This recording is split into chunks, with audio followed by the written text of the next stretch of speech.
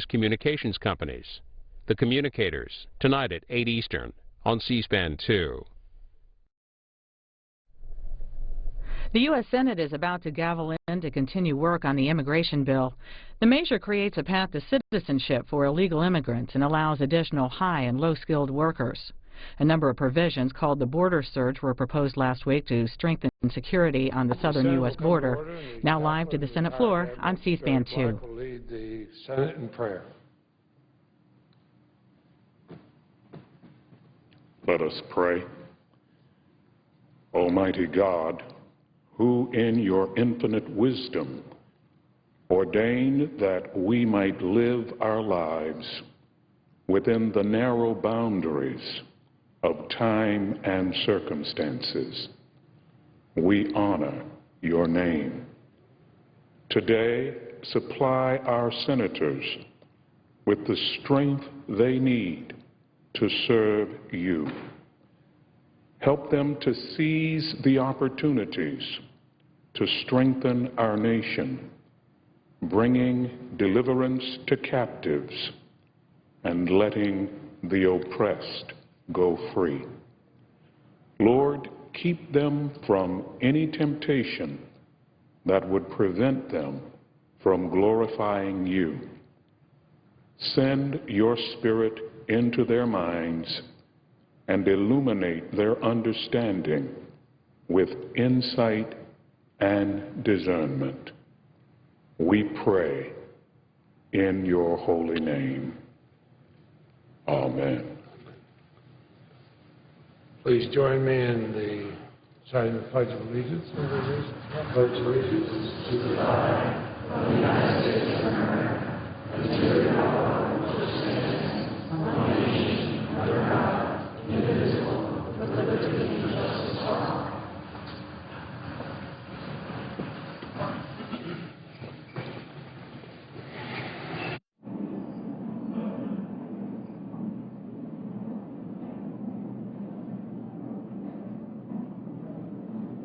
Majority Leader. Following any leader remarks, the Senate will resume consideration of the immigration bill. Filing deadline for second-degree amendments to the Leahy Amendment 1183 as modified is 4 p.m. today. At 5:30 there will be a cloture vote on the Leahy Amendment as modified. Mr. President, I've often said that Speaker Boehner has a hard job. That was obvious last week when the House Republican caucus revolted to defeat the Speaker's Farm Bill. Even though the Speaker took the unusual step of announcing his support for the measure ahead of the vote, this bill went down in flames. It was the first time the House of Representatives had defeated a farm bill since the program was created in the 1930s.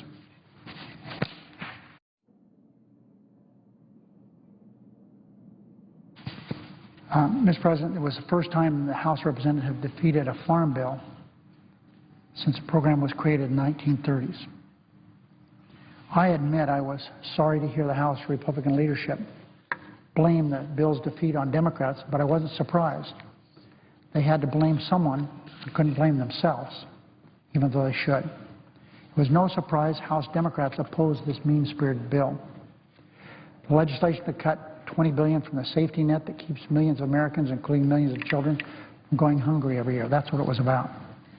The Farm Bill eliminated 8 million meals, 8 billion, not million, Madam President, for hungry American families and children. That's what the House bill did. So it's no surprise Democrats didn't vote for a bill that whacked America's most vulnerable citizens. We've seen this film before. The Speaker should have known he couldn't pass legislation that amounts to a partisan love note to the Tea Party. He'll be forced to take up a more bipartisan measure, and he should do it now. There's no need to reinvent the wheel. The Senate has done the work that's already necessary to be done. We passed a good bipartisan bill here. The Speaker should dispense with the drama and the delay and take up the Senate Farm Bill now. The bill passed on an overwhelming bipartisan vote in this chamber. In fact, it did it twice. We passed it last year, Madam President, and the Speaker refused to bring up a bill in the House. Passing the Senate Farm Bill would create jobs, while reducing the deficit by some $23 billion. And would make important reforms for both farm and food stamp programs without balancing the budget on the backs of hungry Americans. I've spoken over the weekend to Secretary Vilsack, Secretary of Agriculture, and we agreed that maintaining the status quo is not an option.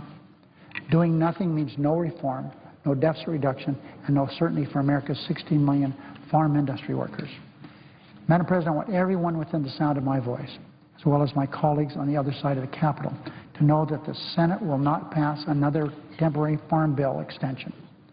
It's time for real reform that protects both rural farm communities and urban families who need help feeding their children. If the Speaker took up the Senate's bipartisan measure, it would easily pass the House with both Republican and Democratic votes. There's no shame in passing a bill that moderates from both parties support. We've seen time and time again that the Tea Party's my way or the highway approach to legislating doesn't work. The only way to pass a bill in either the House or the Senate is to do so with votes from both Democrats and Republicans. The Senate Farm Bill passed with 66 votes in this chamber. It was a perfect example of a bipartisan bill. The Speaker should now allow a vote on this measure in the House now, today. Now, Madam President, the immigration bill before the Senate is another example of bipartisan legislation. The immigration bill will pass this chamber with Democratic and Republican votes. And when the immigration bill passes, the Speaker should bring it up for a vote in the House of Representatives quickly. So I say, Mr. Speaker, rather than twisting the arms of Tea Party extremists, just work with moderates from both parties to pass bipartisan legislation. So, Mr. Speaker, rather than trying to force legislation designed to please only the right wing, you, Mr. Speaker, should take away the obstacles we have and take the easy way out, actually. Do the right thing. Seek votes from Democrats and Republicans. America deserves a common sense approach. That's what we used to do. We should continue. We should do it once again. No quorum. Clerk will call the roll. Mr. Alexander.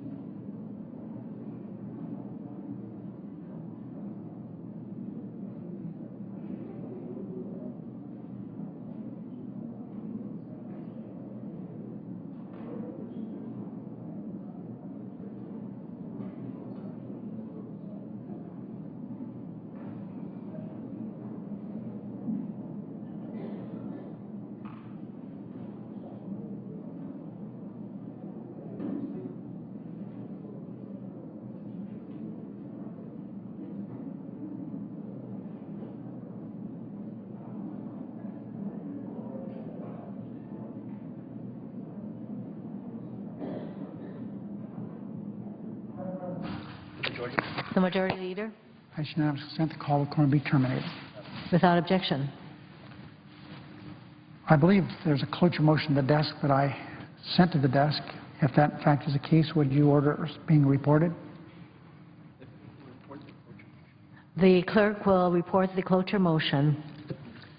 Cloture motion, we, the undersigned senators, in accordance with the provisions of Rule 22 of the Standing Rules of the Senate, hereby move to bring to a close the debate on the committee-reported substitute amendment to S-744, a bill to provide for comprehensive immigration reform and for other purposes, signed by 17 senators as follows: Reed, Leahy, Bennett, Schumer, Durbin, Menendez, Feinstein, Whitehouse, Murray, Stabenow, Casey, Warner, Carper, Blumenthal, King, Coons, and Murphy.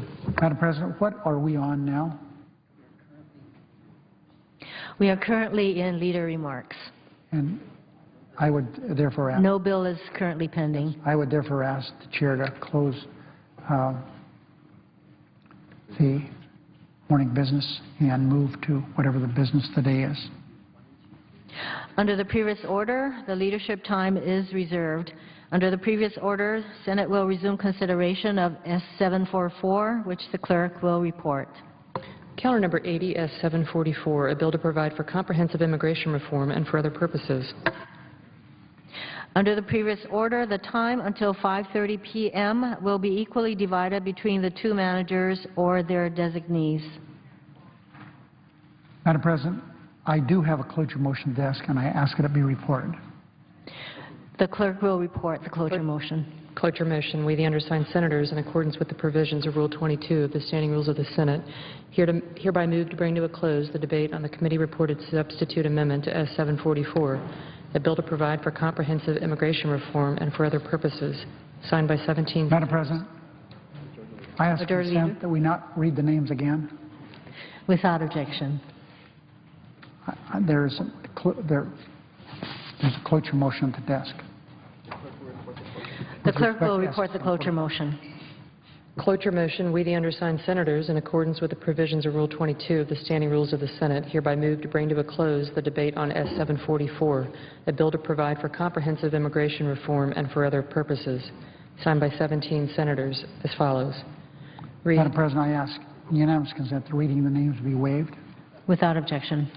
I now ask unanimous consent that the mandatory quorum rule required in Rule 22 be waived for these two cloture motions. Without objection.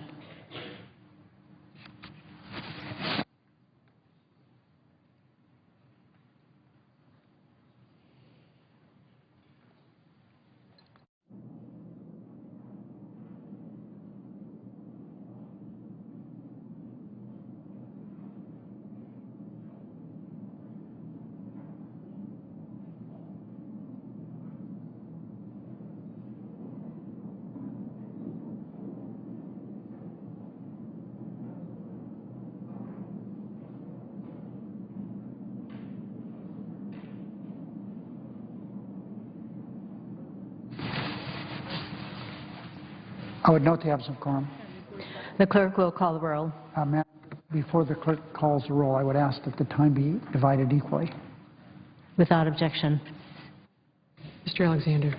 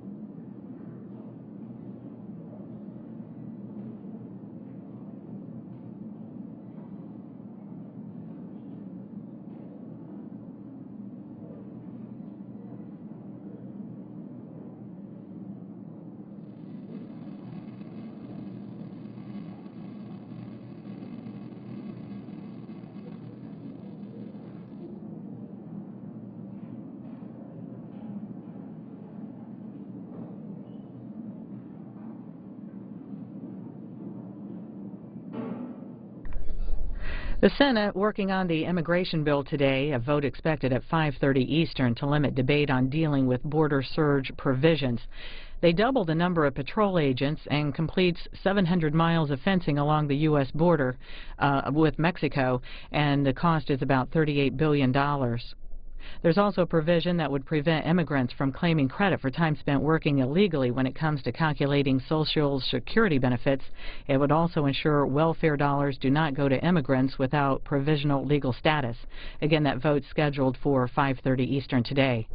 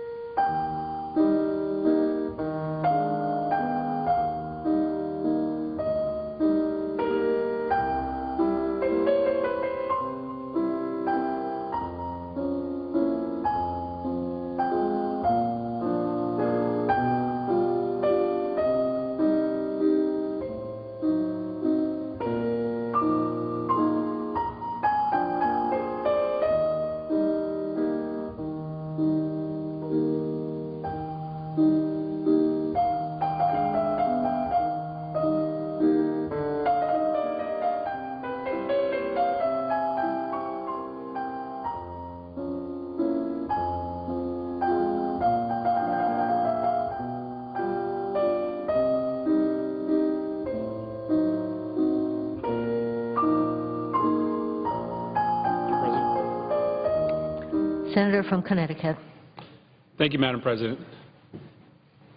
Madam President, I rise to speak today on the immigration bill pending before the Senate.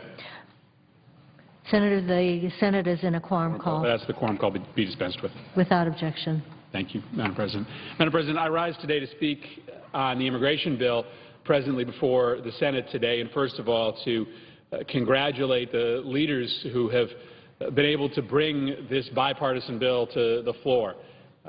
The Gang of Eight, of course, gets all the attention, but Senator Leahy, the majority leader, and so many others who have added both merit and momentum to this bill deserve to be praised as well. I particularly would like to congratulate Senator Leahy, the majority leader, and the authors of the bill for the transparent process with which we have debated this bill. I don't know the sum total of all the amendments that were considered by the Judiciary Committee, but it was a long markup with virtually every idea and every amendment vetted. We've been standing here on the floor of the Senate now for going on 2 weeks debating this bill, and that's right, that's good. This is one of the most important things that the Senate will talk about. This matters to millions of undocumented people all across this country, but it also matters to millions of other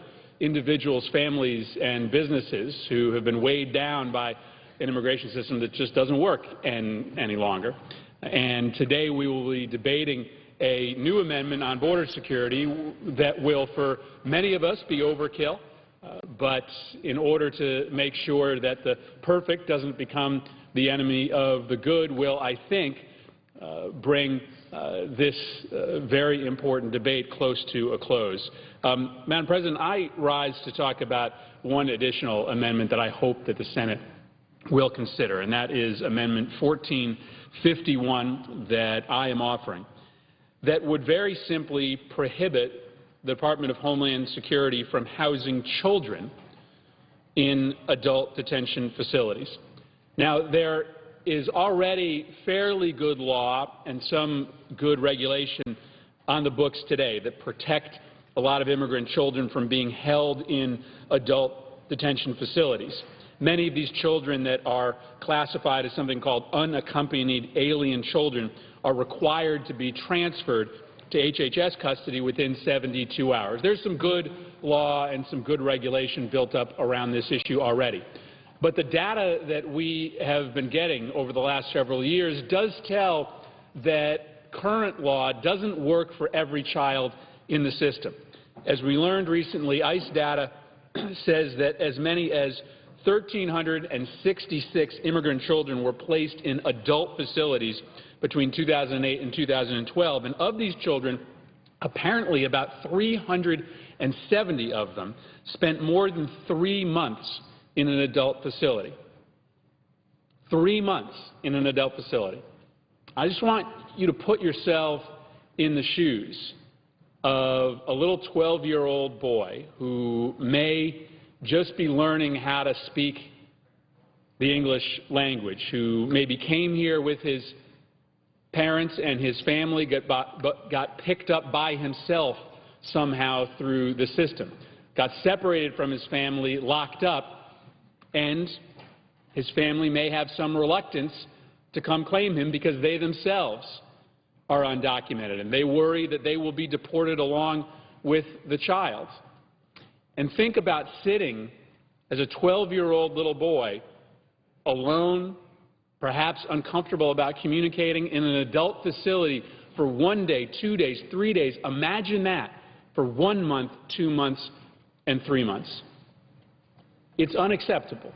And while DHS disputes some of these numbers and certainly is doing much of what they can to try to make sure that these children don't spend time in adult lockups, the law can be clear, and we can create with this amendment a very clear line for all types of children, no matter how they are categorized, to make sure that they don't spend time in adult facilities.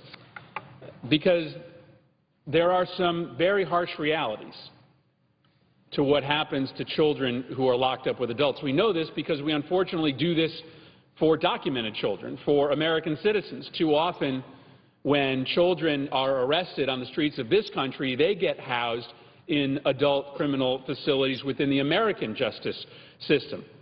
The National Prison Rape Elimination Commission report found that incarcerated minors are much more likely than adults to be sexually abused, especially when they are locked up with adults. Now, sometimes to try to prevent this from happening, these children are put in isolation in ICE detention facilities. Now, that may protect you from that kind of abuse, but that isolation itself, which can go on for days and days and days, causes serious psychological problems, and sometimes, the data shows, can lead to suicide. Think also of one particular case. Mariana, we'll call her, was 17 years old when she came from Guatemala. She was brought through the Mexican desert by one of these coyotes, and the journey was so difficult that the coyote just abandoned her, 17 years old, by herself in the middle of the desert. She managed to find her way to a highway, and at that highway, the Border Patrol picked her up, and they took her to one of the holding facilities, and they threw her in with a bunch of adults. Now, she was 17 years old, but the Border Patrol officers insisted that she looked like she was in her 20s, and she didn't have her birth certificate with her. But the default was to put her in an adult facility and to not believe her. Finally, a couple very kind women in the facility intervened. They allowed her to call her mother in Guatemala and get a copy of her birth certificate. And finally, after all of this, she was transferred to HHS. This shouldn't happen. And with this amendment, we can create a clearer line to make sure that these children, like Mariana, and like, frankly, the hundreds even younger than her, when they are picked up for whatever reason, are not housed with adults. The amendment would require DHS to determine the child's age when there's any notice or suspicion that the detainee is a child under the age of 18. Then DHS would have to transfer or release the child immediately after determining the child's age, so that children like Mariana would not have to wait and struggle themselves to get out of an adult detention center. My amendment also would make it clear that the best interests of the child should be the main concern in transferring or releasing the child. And finally, building on some of the data reporting requirements that are in the underlying bill, my bill would include a couple of additional categories that DHS is required to report so that we know where all these children are, the conditions with which they're being housed, and whether or not they have a lawyer trying to look out for their interests. I think that this is an amendment that can get bipartisan support. I mean, no matter where we stand on issues of border enforcement or a pathway to citizenship, we all believe that if you are a child that has been detained by ICE through likely no fault of your own, that you deserve to be treated like a child, that you deserve to be housed with other children if you can't be returned to your family. This amendment would do that, and I think be another way that as we conclude the debate on one of the most important bills that this body will take up this year, that we can find a way to bring Republicans together around our common values. With that, Madam President, I would yield the floor. I would note the absence of quorum and ask that the time be equally divided. Without objection. And the clerk will call the roll. Mr. Alexander.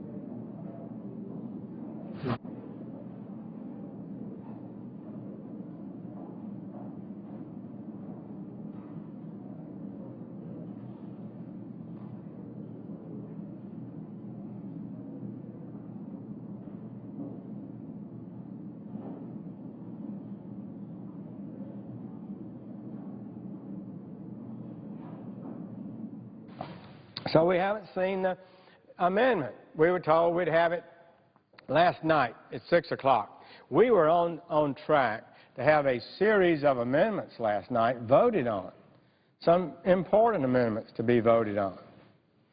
And we were getting ready to do that, and all of a sudden it was announced that an agreement had been reached and a new bill had been offered, a new amendment. And this amendment was going to fix the border, and it's going to spend more money than ever, and nobody now had any right to complain about the immigration bill before us, S-744. We had it fixed. And those amendments evaporated. No votes were cast on them. Actually, the night before, a tentative agreement had been reached to vote on as many as 16 amendments.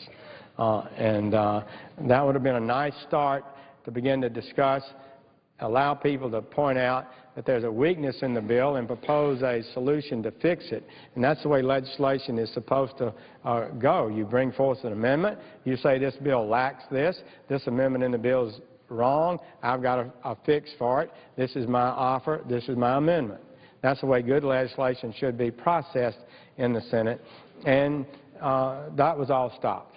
So we waited 6 o'clock, 7 o'clock, 8 o'clock, 9 o'clock, 10 o'clock. I think it was 10:30 when we departed. Still no magic amendment that's going to fix every problem with the legislation.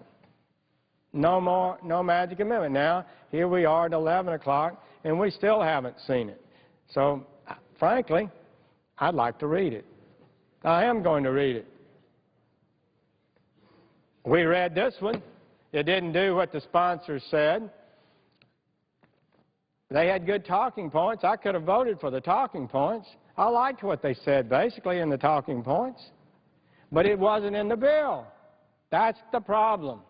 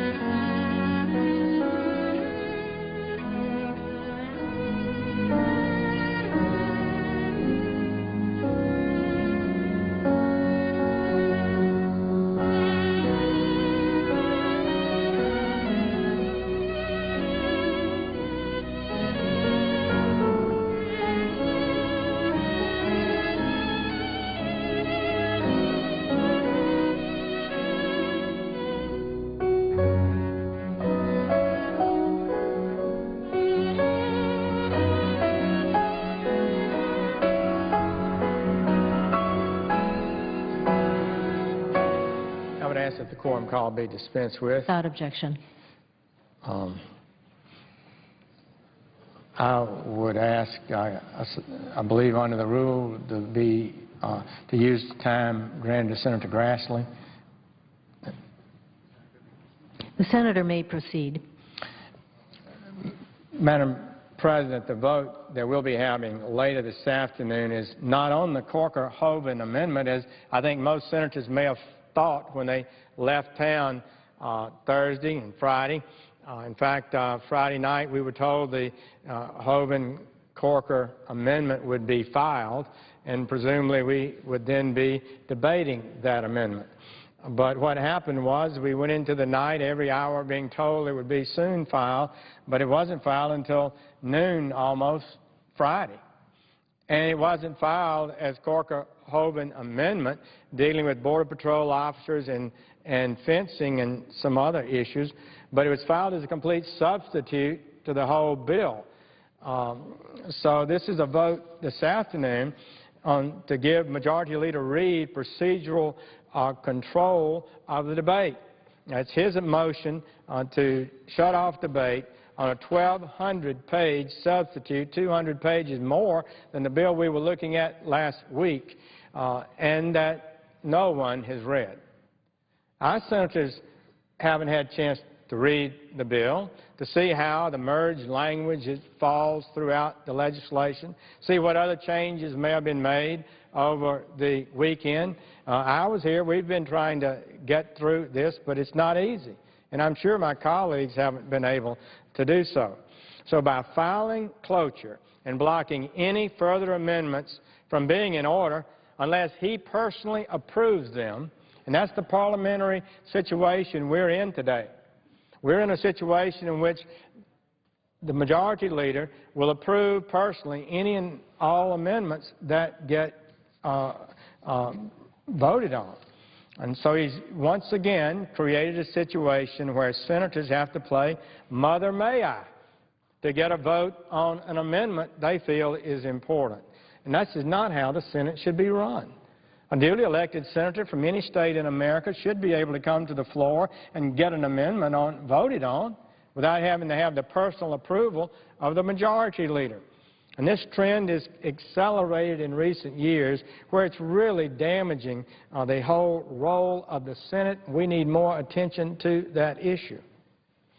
So this is exactly what happened with Obamacare. The majority rushed through a complex bill so there would be no time to digest what was in it.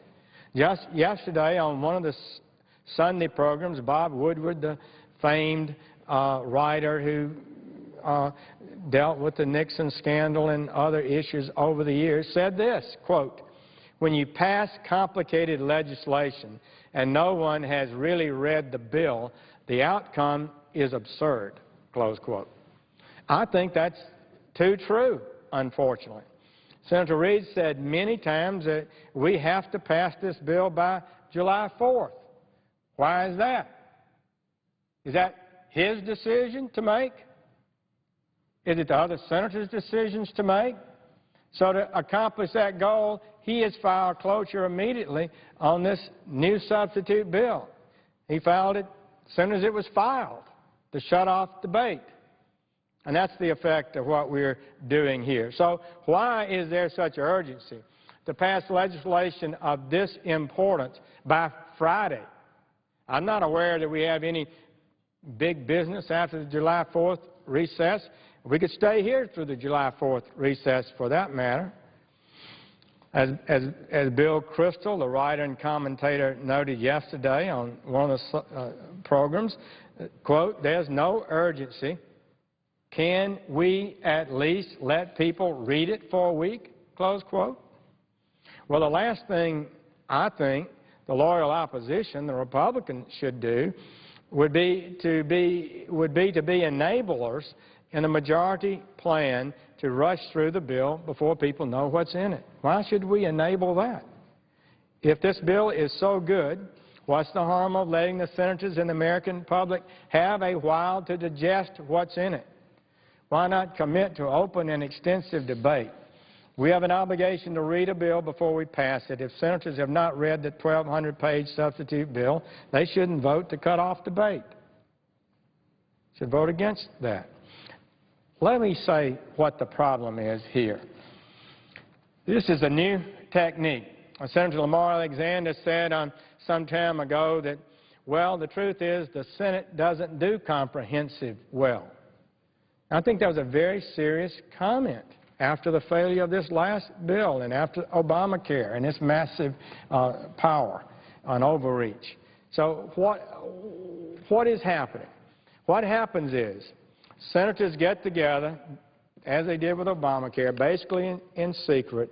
They write a 1,200-page bill, in this case, and they do talking points. Now, the talking points in a big bill like this, and in particular this one, have had political consultants, pollsters, all kinds of people organizing this campaign to drive this legislation through the United States Senate. They've had a response to every criticism. They've had spin in every different ways. They're running TV advertisements right now, I suppose, still promoting this legislation as something it's not. So the talking points are designed to be very popular. The talking points are designed to be very much in accord with most people's views about what good legislation is. Indeed, I liked most of the talking points myself. I would vote for legislation that did most of that for sure, if it did what it said. And then that's what sold, because nobody can articulate and explain the details of it. And people's eyes glaze over when you talk about it. And people don't understand it fully. So they promote the bill as if it's the talking points, when the talking points do not comply with what's in this legislation. And that's why we have an obligation to study it, read it, and vote on the bill and not the talking points.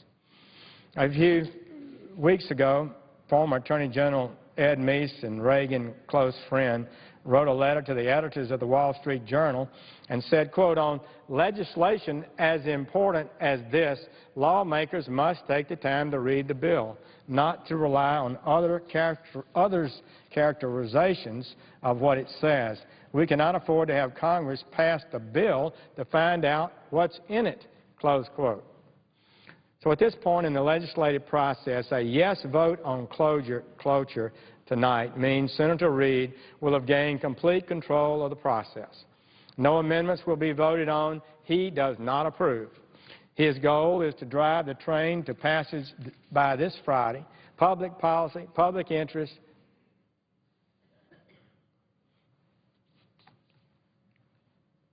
beside the point. So the vote this afternoon is to proceed again to the altered substitute, the entire substitute of the Gang of Eight legislation. And the flawed framework of this bill remains. The flawed framework of the bill remains.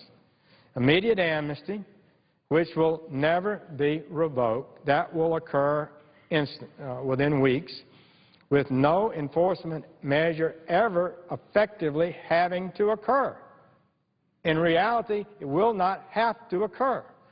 According to the June 7th Rasmussen report, the American people want enforcement first by a 4-to-1 margin. The Gang of Eight initially promised that their bill would be enforcement first, but that's not what the bill said today. And no one disputes that it is amnesty first. In fact, the lead sponsor of the bill, Senator Schumer, conceded this point shortly after the bill passed on Meet the Press, after the bill was filed on Meet the Press, saying, quote, first, people will be legalized. Then we'll make sure the border is secure. Then we'll make sure the border is secure. This is important. This is important because this is what happened in 1986, and Senator Grassley is so clear about it. He voted for the 86 bill, and he saw the enforcement never occurred. So under the substitute, illegal immigrants can still receive amnesty, not when the border is actually secured, but when Secretary Napolitano tells the Congress that she is starting to secure the border. So it occurs when Secretary Napolitano, who's now not enforcing our law, tells Congress she's starting to secure the border. Within 6 months of enactment, under the legislation, Secretary Napolitano need only submit to Congress her views on a comprehensive southern border strategy and southern border fencing strategy, her views on a fencing strategy. And notice that she has begun, give notice that she's begun implementing her plans. At that point, which will likely occur earlier, as Secretary Napolitano indicated during her testimony before the Judiciary Committee, she may begin processing applications for and in granting the legal status and granting the amnesty, and grant work and travel permits. She will grant Social Security account numbers, the ability to obtain driver's licenses, and many federal and state public benefits, all without a single border security or enforcement action having been taken.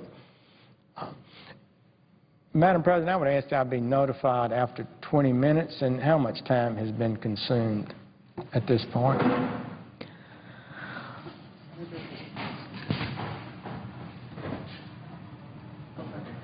The Senator has consumed 11 minutes. If I could, just while inquiries are taking place, I had a time of 12:50 that I had actually done to accommodate the senator from Alabama who was coming down at 1, and my understanding is you showed up 20 minutes early, which I applaud you for being prompt and early. But I do wonder, Madam President, what's happening here, and that we had planned to be down here at 12:50. I'd be glad to go back and forth with the senator from Alabama. No, I didn't understand it. I'm sorry, Okay. Senator Corker. I thought, I didn't realize, was there a UC on your taking the floor at that time? If so, I would certainly yield, and I'll wrap up if you felt you had time at 5. I think we had an agreement with those who managed the floor as to how we were going to come down and talk. But I'd be more than glad to wait a moment or two and let you finish and then go on. But I just want to make sure that this is something that is going to allow me the opportunity to speak. And actually, the senator's been so involved, Madam President, I'd love for him to listen to what I might have to say and then respond, because I think there have been a lot of myths out there that seem to be continuing. Madam President, I will conclude by 5 till, and I would yield to the senator at that time. Perfect. I think that'll get us on the right track.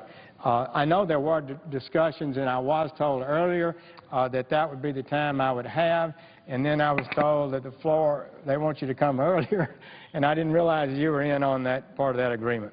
So that's perfectly all right, and I will accommodate the representations you've been given. Well, Mr. President, senators have been talking a good bit about the enforcement that would occur under the substitute that's been offered. But the substitute does not change the fact that no reduction in illegal immigration is ever required, doesn't have a results-oriented aspect to it. In the beginning, proponents touted the bill's requirements that the Secretary achieve and maintain 90% effectiveness in apprehending illegal border crossers. We don't hear so much about that anymore, and that's because all that the bill really requires now is that the Secretary submit a plan for achieving and maintaining that rate, not that it actually be achieved. Even if this was a real requirement, it wouldn't matter because it does not account for those who evade detection at the border. During the testimony, Secretary Napolitano all but acknowledged the effectiveness rate is meaningless because by definition, Homeland Security has no idea how many borders go completely undetected. So it's not subject to real enforcement.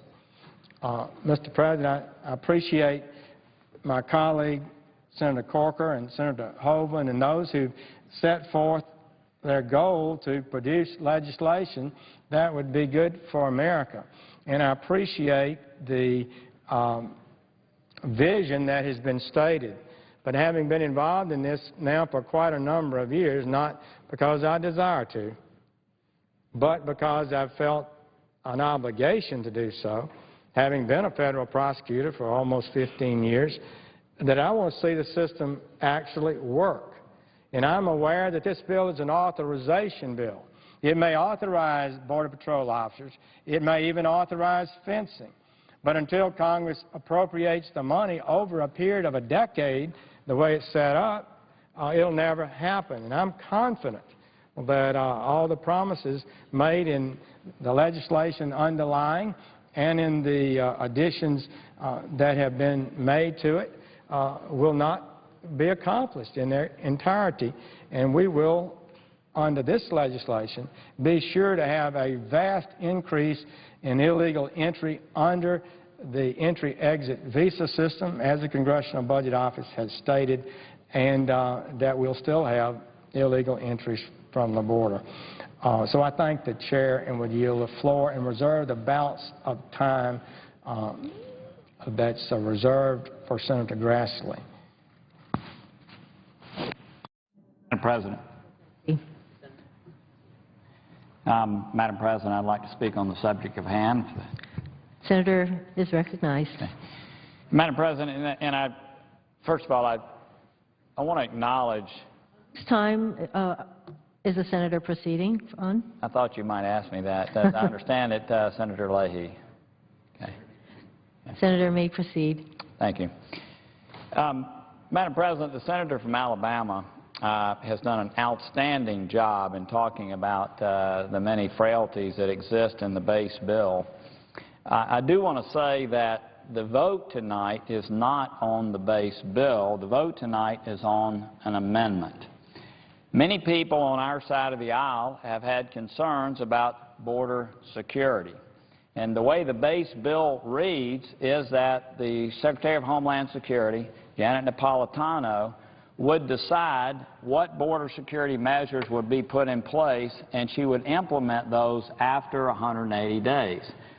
Candidly, Madam President, that caused people on both sides of the aisle to be somewhat concerned about what kind of border security measures would be implemented. The base bill, as the senator from Alabama just mentioned, leaves all of that discretion 100% to the person who leads Homeland Security. So, on the floor, we've had numbers of measures that we voted on to try to strengthen border security. All of those measures have failed. I have voted for almost every single one of those that has come up, and as a matter of fact, almost every member on our side of the aisle, other than the Gang of Eight, has voted for those measures. What we have before us tonight, though, is another border security amendment. And what this amendment does is it puts in place five triggers that are tangible. And what these triggers say, that if these five things are not implemented, then those here who are undocumented, who become in temporary status, do not receive their green cards. Let me go through those five measures that have to be put in place before that occurs. First of all, there have to be 20,000 more Border Patrol agents deployed and trained and on the border. That is one of the triggers. That is a doubling. That is a doubling of our Border Patrol. Secondly, the additional 350 miles of fencing that Republicans have longed for has to be in place. That is very tangible. Thirdly, we have to have bought and deployed over $4 billion worth of technology on the border, which will give our Border Patrol 100% awareness. This is a list that they've been seeking for years, and before anybody can achieve their green card status, this list has to be bought and deployed. Fourthly, we have to have a fully implemented exit and entrance visa program, something that, again, Republicans have pushed for years. And fifthly, we have to have a fully deployed E-Verify system. All five of those measures have to be in place before somebody can move from the temporary status to a green card status. Those are tangible triggers. Mr. President, when I was in the shopping center business before coming to the Senate, I used to build shopping centers around the country. And it was very evident in the community that I was in when I was completed. And usually when I completed, always when I completed those shopping centers, I was paid. I didn't have to go through some kind of thing that said, did we meet 90% of the retail needs of the community? We tried to design the center so that it met the needs, but it was very tangible when I was completed and I was paid. So what this amendment seeks to do is to put five very tangible elements as triggers. These elements are all elements that Republicans for years have pushed for. And so it's my hope that this evening Republicans will join me in putting in place the toughest border security measures we've ever had in this nation. Now, the Senator from Alabama has talked about the length of this amendment.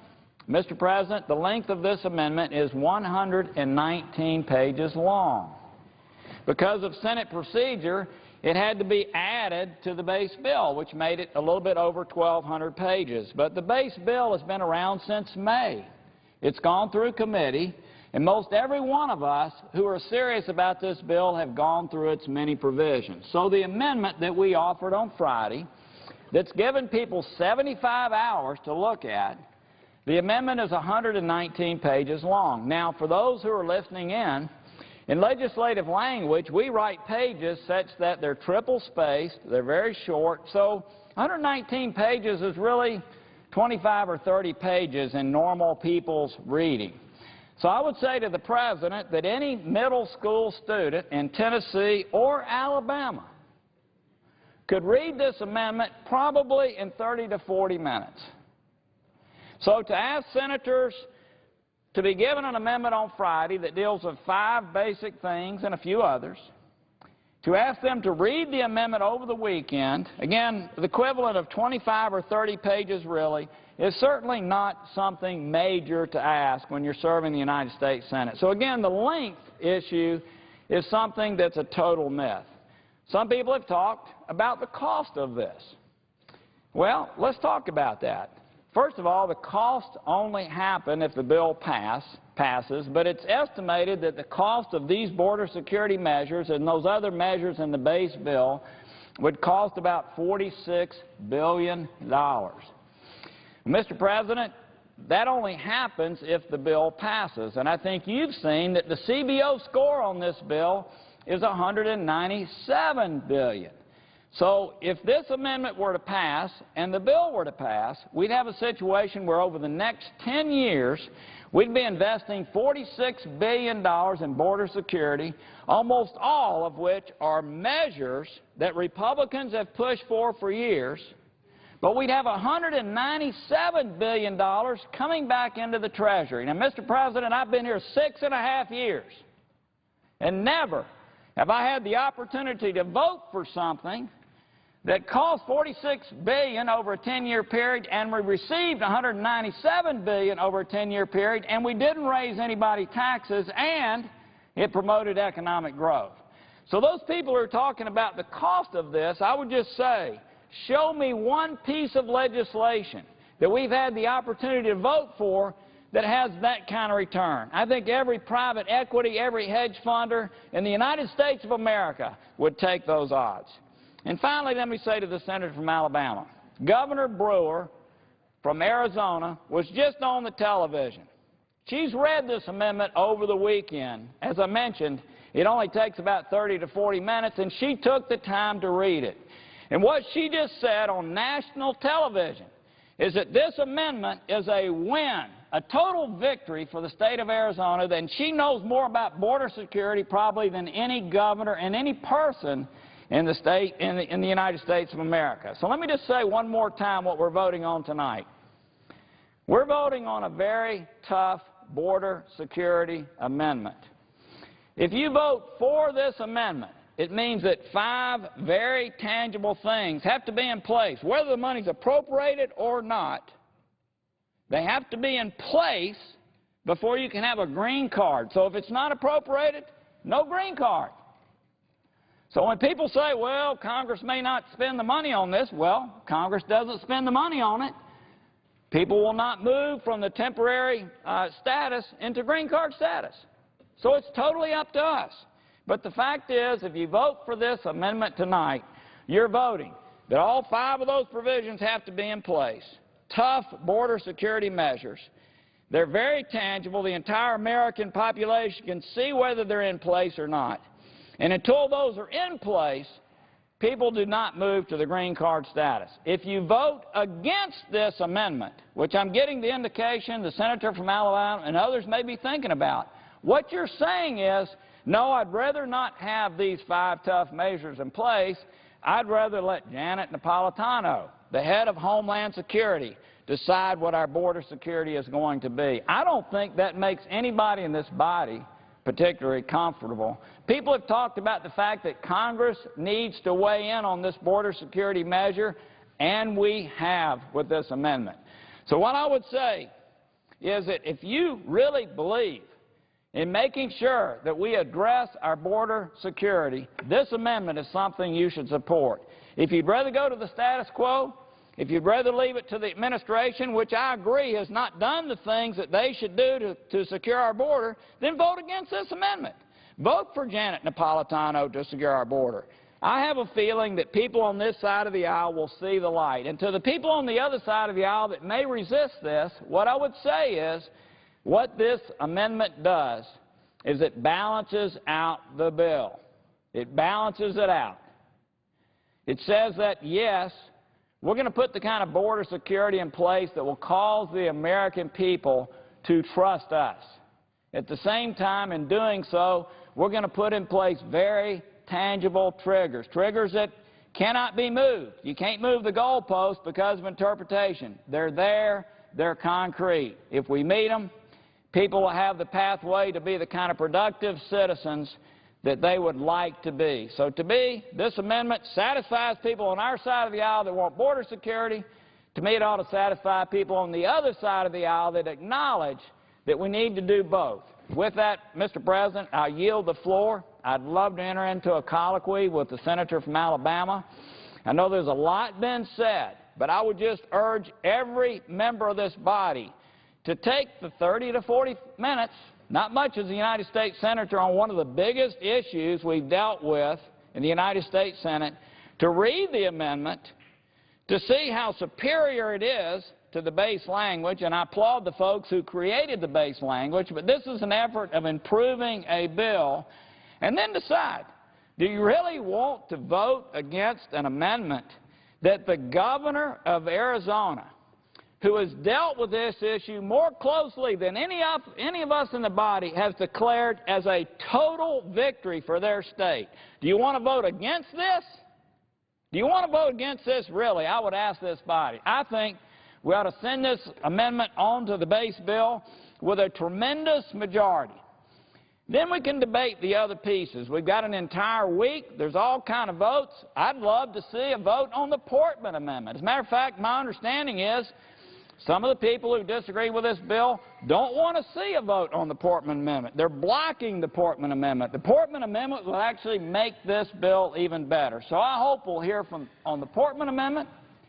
I hope we'll hear from other senators as they seek to improve this bill. But I hope we'll do that after voting cloture tonight on a border security amendment that I know strengthens this bill, puts it in balance, creates trust with the American people, and creates the kind of pathway that many people are seeking. With that, Mr. President, I yield the floor.